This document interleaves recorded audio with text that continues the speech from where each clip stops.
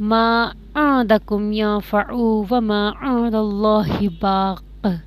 سورہ نحل میں اللہ تعالیٰ ارشاد فرما رہے ہیں جو کچھ تمہارے پاس دنیا میں ہے وہ ایک دن ختم ہو جائے گا، خواہ وہ جاتا رہے یا تم مر جاؤ، دونوں حال میں ختم ہو جائے گا، اور جو اللہ تعالیٰ کے پاس ہے وہ ہمیشہ باقی رہنے والی چیز ہے۔